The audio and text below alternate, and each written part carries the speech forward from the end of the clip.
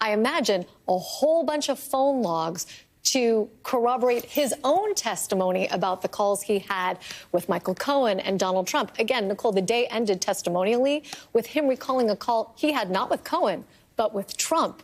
After they did the investigation of Karen McDougal's story, after Dylan Howard flew to California to interview Karen McDougal for 2 to 3 hours, it was David Pecker who told Donald Trump on the phone, I think we should buy this, right? And that's where we stopped. And Donald Trump says, what does he say? He says, I think that sometimes those stories come out anyway. I mean, you have this collision between Donald Trump, who wants to silence bad information about himself, and Donald Trump, the tightwad.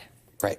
I would be your eyes and ears. That's David Pecker telling Donald Trump that. And about the arrangement, he said that that Trump responded with that he was pleased. You know, this is clearly a campaign motive here that was laid out by David Pecker, talking about the purchasing of stories for the purposes of potentially releasing them after the election. Right. If you are open to releasing these stories after the election, then your foremost concern is not about your wife or your children one day finding it out. It is about making it through November of 2016 and the potential to win the presidency. As far as his defense about, I was protecting my family, it was known in New York, Donald Trump was never very discreet about anything. I mean, he was always out and about. And that's what makes that such a joke to people who kind of inside baseball, understand Trump, understand the social scene in Manhattan.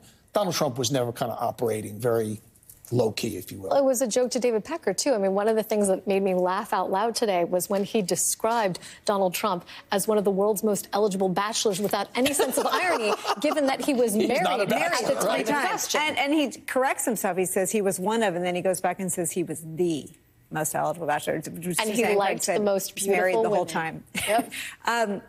Lisa Rubin, Von Hilliard, who did double duty. Thank you so much for being here.